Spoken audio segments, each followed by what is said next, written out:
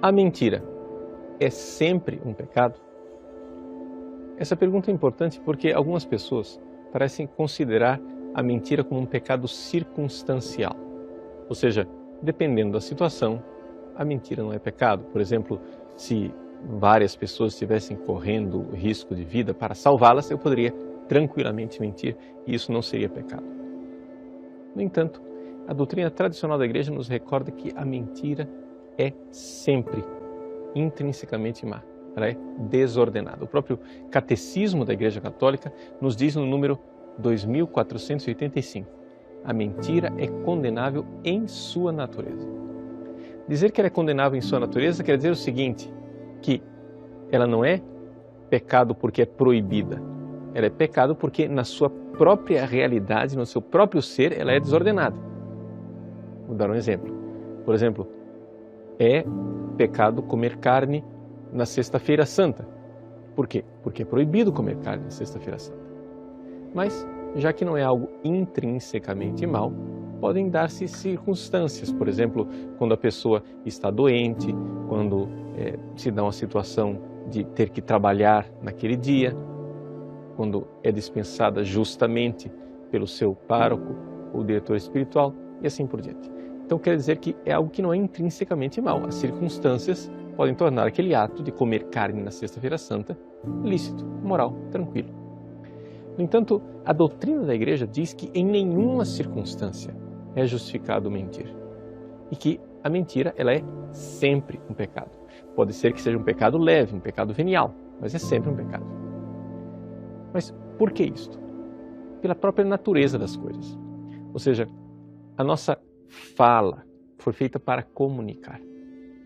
Então, existe um problema social tremendo quando você começa a dizer coisas que não estão no seu pensamento. Aqui, nós precisamos também definir o que é mentira. O catecismo também faz isso. O catecismo diz, mentira é falar ou agir contra a verdade para induzir em erro. No caso aqui, é eu falar ou agir contrário àquilo que está na minha mente. Por exemplo, pode ser que eu esteja enganado a respeito de uma coisa. Eu acho que são 4 da tarde, na verdade são 5 da tarde, alguém me pergunta o horário, eu digo são 4, eu não menti, eu cometi um erro, mas eu disse aquilo que estava na minha mente. O pecado da mentira, explicitamente, é dizer algo que está em discordância com o que está na minha mente. É aqui que nos interessa a mentira enquanto ato moralmente errôneo. Ora, se nós começarmos a dizer coisas que não é aquilo que está na nossa mente, a razão de ser da palavra, que é comunicar os pensamentos, desaparece.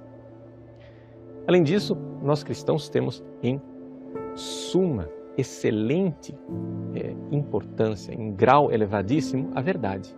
Porque o próprio Jesus disse, eu sou a verdade. O Espírito Santo foi chamado por Jesus como Espírito de verdade. E no capítulo 8º do Evangelho de São João, se diz, com toda clareza, que Satanás é o pai da mentira.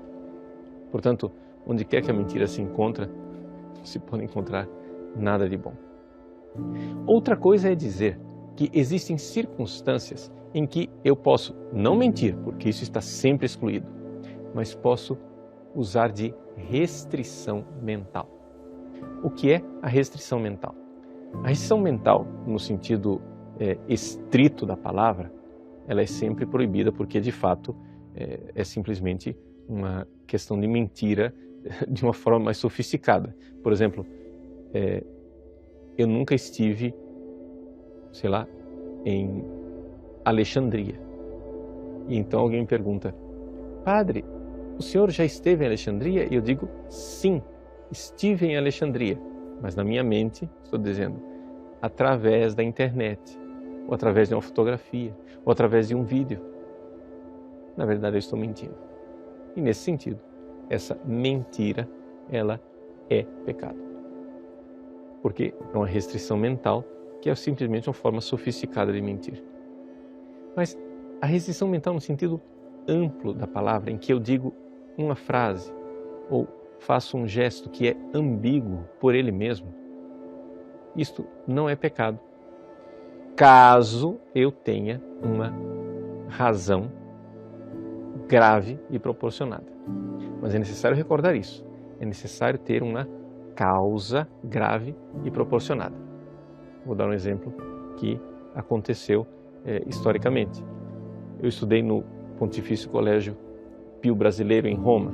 Durante a Segunda Guerra Mundial, os nazistas vieram à portaria do colégio e os padres jesuítas do Colégio Pio Brasileiro estavam escondendo vários judeus no porão do colégio. Os nazistas chegaram e queriam fazer uma revista na casa.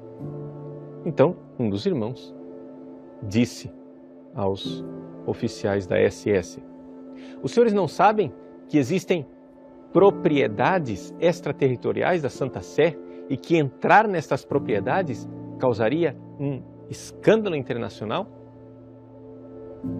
Ele simplesmente fez uma pergunta.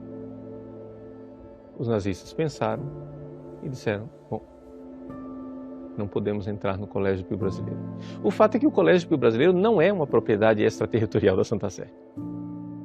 O irmão fez simplesmente a pergunta. Então, aqui, no caso, a frase do irmão não estava afirmando nenhuma mentira, não estava dizendo nada que não fosse verdade, mas os nazistas foram induzidos ao engano por causa da ambiguidade do que ele estava dizendo. Não é? Esta ambiguidade, ela pode ser utilizada desde que haja causa proporcionada, grave e proporcionada, como é o caso aqui, a salvação de uma vida. Poderia ser também, outros exemplos, o guardar o segredo de confissão, ou o segredo profissional, ou até mesmo o guardar a sua própria boa fama, quando uma pessoa está fazendo uma pergunta imprudente a que ela não tem direito, ou seja, ela não tem direito de saber aquela verdade. Então, aqui pode-se usar uma restrição mental. Por isso, a mentira, ela é sempre um pecado.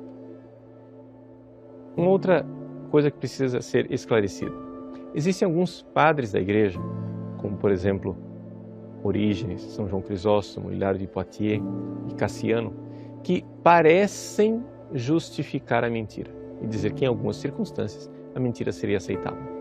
Mas quando você vai ver o texto, não é? E o contexto no qual ele se encontra, você vê que na verdade eles estão falando da restrição mental e não da mentira propriamente dita, que é sempre condenável. Assim, nós, cristãos, devemos primar pela virtude da veracidade. Devemos nos recordar, por exemplo, de quantos e quantos mártires cristãos derramaram seu sangue para não dizer uma mentira, seja com as suas palavras, seja com os seus gestos. Bastava, por exemplo, um cristão no início da história da igreja derramar um punhadinho de incenso na frente de um braseiro para honrar a imagem de César, do imperador, e ele estaria livre do martírio.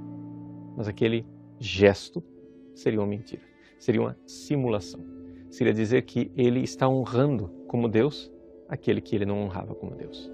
Por isso os cristãos, para evitar de jogar um punhado de incenso num braseiro, morriam nas arenas, eram condenados aos leões, crucificados, queimados vivos. Por isso, nós cristãos devemos prezar imensamente a verdade e nunca cair na mentira. É verdade que, como diz o catecismo, a mentira em si mesma, na maior parte das vezes, é um pecado venial, já que só seria um pecado grave caso de fato prejudicasse alguém e fosse contra a caridade e contra a justiça. No entanto, para quem ama Deus e busca a santidade, também os pecados veniais devem ser evitados, não é verdade? Porque a gente, quando ama uma pessoa, não fica medindo e dizendo: eu vou fazer somente ofensas leves a essa pessoa. Não faz sentido. Nós não ofendemos a Deus e basta. É isto que é o nosso projeto de vida e é por isso que devemos andar na verdade. Santo Agostinho, que é o grande doutor da verdade, escreveu 2 obras a respeito da mentira. Ele justifica a atitude dos cristãos dizendo: nós nunca mentimos, porque porque somos filhos da luz.